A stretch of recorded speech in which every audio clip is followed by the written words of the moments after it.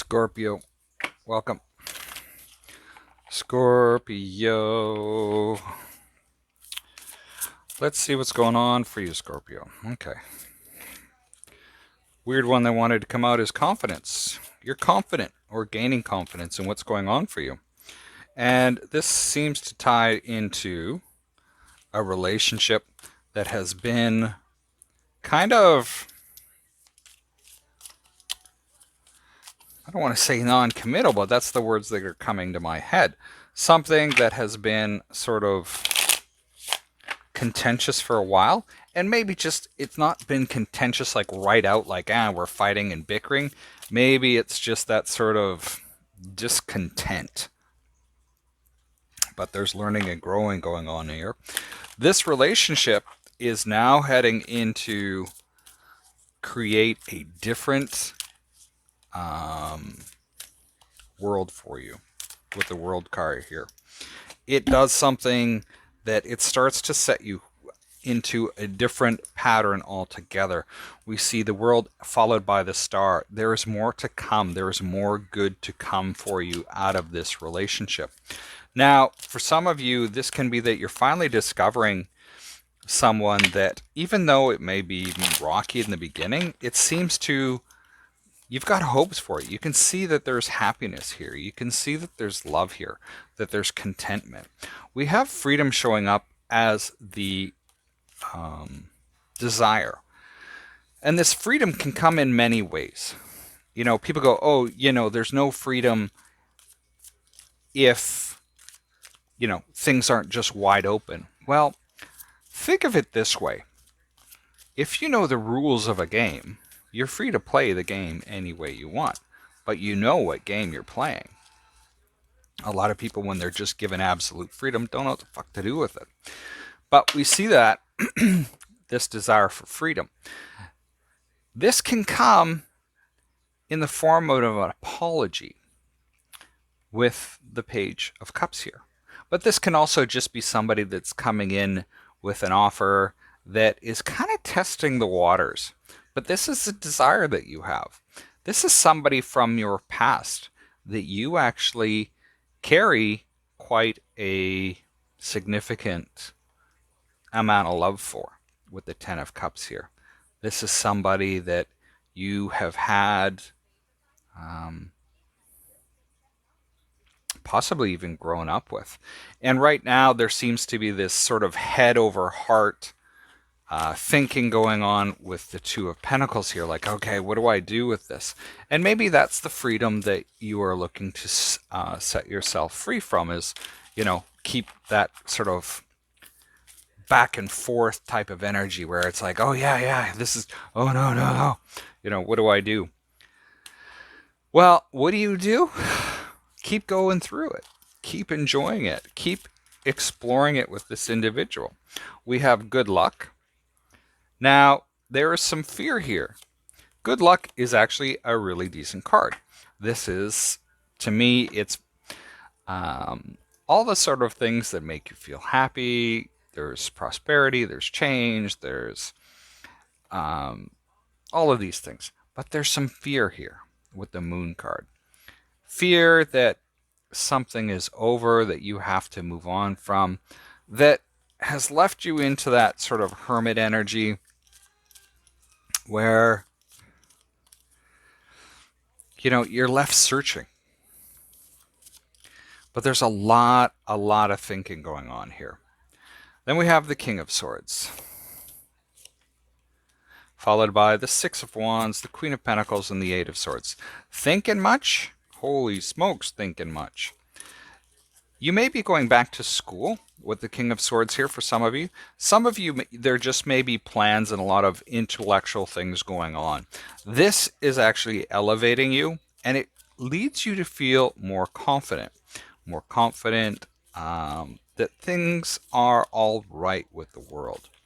And then, of course, I'm going to throw a whole bunch of cards off the table and leave them on the floor.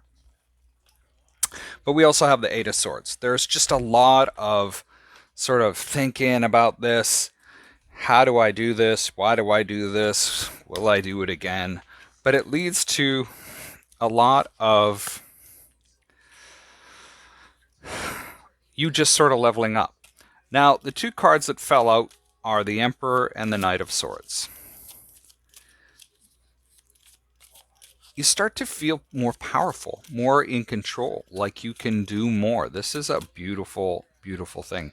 And as I'm saying that, all of a sudden, everything is starting to swirl around me.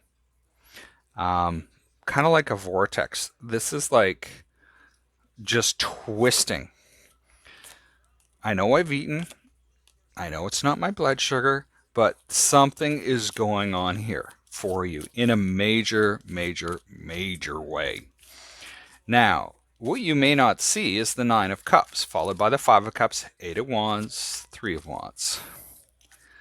Nine of Cups, everything you've sort of wanted, things that make you happy, things that fulfill you. And you're kind of wondering, is this really, is it really worth the effort? Is this really worth the heartache? Should I just settle for something else? And then things start to move forward. Messages start to come in. Hope starts to happen. Distances start to be crossed. And then we see the Three of Wands. All of a sudden, somebody gets a little happy. Now, we have the Empress. So, well, that was weird. We have the Emperor and the Empress on the table, followed by the Queen of Wands, King of Cups. So this nurturing, loving energy makes you feel,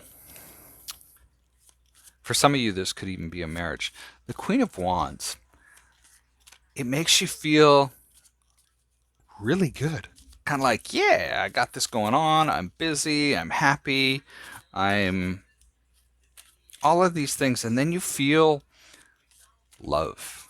With the King of Cups here, you can feel absolute love. But this is actually your card.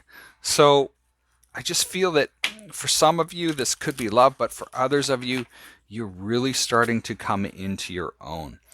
And these are things that have maybe eluded you for a while. And now it's like, woohoo. And then we have the, can I even read? What card is this? Death card. Page of Pentacles, High Priest, and the High Priestess. Major things are happening.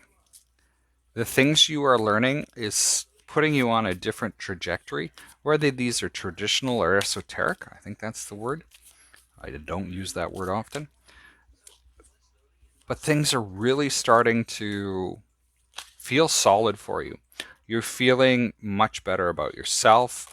You're feeling possibly even more committed. I almost see the High Priest and High Priestess as a matched pair.